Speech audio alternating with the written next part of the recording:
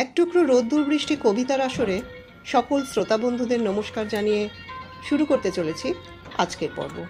আজকে আপনাদের সামনে পরিবেশন করছি দিব্যেন্দু পালিতের লেখা কবিতা তোমাদের দেবার মতো। সাহিত্যিক দিব্যেন্দু পালিত উপন্যাস ও গল্পের পাশাপাশি কবিতাও আমাদের উপহার দিয়েছেন। তার জন্ম হয় 5ই মার্চ 1939 সালে। দিব্যেন্দু পালিতের জন্মদিবস উপলক্ষে তাকে স্মরণ করি তাঁরই লেখা কবিতা তোমাদের দেবার মতো পাঠ করে। তোমাদের দেবার মতো কিছুই থাকলো না।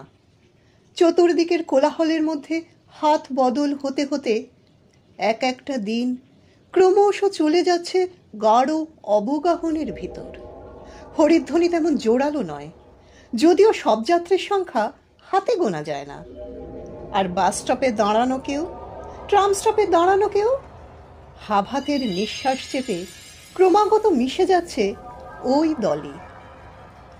যেভাবেই বলা হোক না কেন, কথার মানে বদলে যাচ্ছে। এখন গৃহ মানে স্কাই স্ক্র্যাপার, শান্তি প্রতিষ্ঠা মানে ঠান্ডা লড়াই। করমর্দনের আগে দেখতে হয় হাতের ছাপ ঠিক আছে কিনা। মৃত্যুর অভিনয়ের মধ্যে পার্থক্য বোঝার জন্য ছুটতে হয় মর্গে। আমাদের তর্কের ভিতর, হাসির ভিতর, কূট চিন্তার ভিতর শিল্প হতে হতে তোমাদের আবির্ভাবের অর্থ বদলে যাচ্ছে। এখন প্রশ্নের চেয়ে উত্তর বেশি, মেধার চেয়ে হিসেব।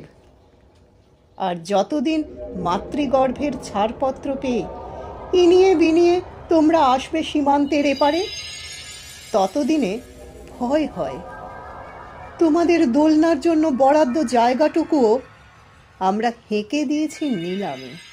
তোমাদের দোলনার জন্য বরাদ্দ জায়গাটুকুও আমরা হেঁকে দিয়েছি নিলামে।